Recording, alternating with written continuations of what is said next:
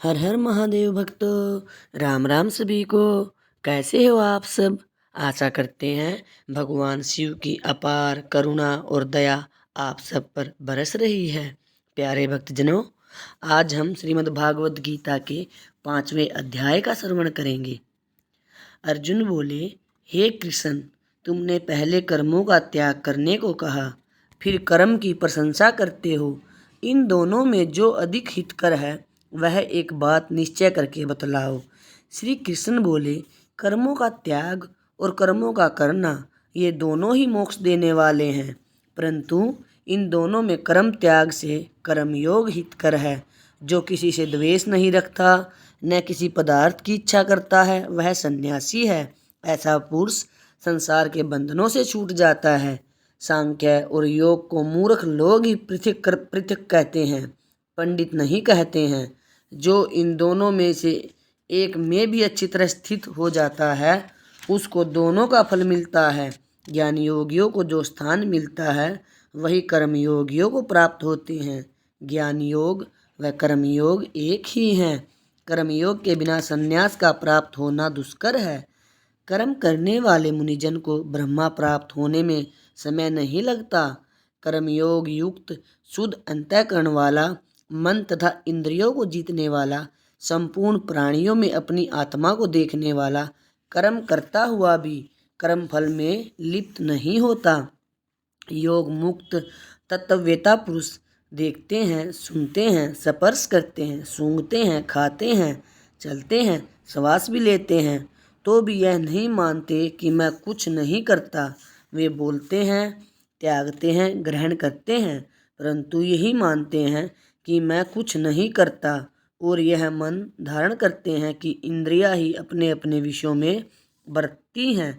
जो प्राणी ब्रह्मा में अर्पण कर संग को त्याग कर कर्म करता है, वह पाप में लिप्त नहीं होता। जैसे कमल पत्र पर जल नहीं ठहरता, योगी जन शरीर से, मन से, बुद्धि से तथा इंद्रियों की आसक्ति से रहित होकर आत्म शुद्धि के निमित्त कर्म करते हैं। योग युक्त पुरुष कर्म फल त्याग कर मोक्ष रूप शांति का लाभ करता है, और जो योग रहित है वह कर्म की इच्छा के बंधन में पड़ जाता है। सब कार्यों को मन से त्याग करके प्राणी इस वन द्वार इंद्रियों की देह रूपी पुरी में कुछ न कुछ करता है, और न करता हुआ आनंद पूर्वक रहता है। परमेश्वर किसी कर्म में नहीं प्रवृत्त करते, कर्म और कर्मफल को उत्पन्न नहीं करते। यह सब प्रवृत्ति द्वारा होते रहते हैं। परमेश्वर किसी के पुण्य तथा पाप को नहीं लेता। ज्ञान जो अज्ञान से ढका हुआ है, उससे जीव मोह को प्राप्त हो जाता है, परंतु आत्मज्ञान के द्वारा जिनका अज्ञान नष्ट हो गया है, उनका वह आत्मज्ञान परमेश्वर के रूप को ऐसा भासित करता है जिस प्रकार सूर्य संपूर्ण संसार को प्रकाशित कर देता है।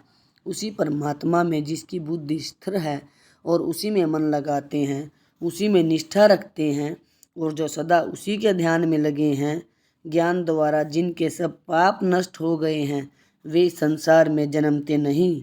विद्या और विनय से संपन्न ब्राह्मण में, गाय में, कुत्ते में और चांडाल में पंडित जन की दृष्टि समान रहती है। जिसके मन में इस तरह की समानता उत्पन्न हो गई है, उन्होंने इस लोक में जन्म मरण रूप संसार को जीत लिया है। क्योंकि ब्रह्मा निर्दोष और सर्वत्र समान है, इसलिए वे ब्रह्मा को प्राप्त हो जाते हैं। जो प्रिय पदार्थ को पाकर प्रसन्न और अप्रिय को पाकर दुखी नहीं होते, ऐसे स्थिर बुद्धि वाले मोह रहित ब्रह्मावेता को ब्रह्मा स्थिर जानो। बाहरी पदार्थों में जो चित्त को आसक्त नहीं होने देता, वही आत्म सुख का अनुभव करता है, और ब्रह्मा में अंतःकरण को मिला अक्षय सुख मोक्ष प्राप्त करता है।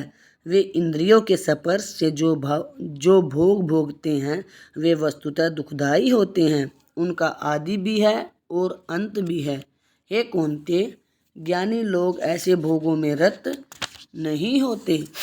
शरीर छूटने के पहले जो मनुष्य है, काम और क्रोध के वेग को सहन करने में समर्थ होता है, वह योगी और सच्चा सुखी है। जो योगी आत्म सुख से सुखी, अंतरात्मा के आनंद से आनंदित और अंतर ज्योति से ही प्रकाशित है। वह ब्रह्म रूप होकर ब्रह्मा निर्वाण मोक्ष को प्राप्त होता है।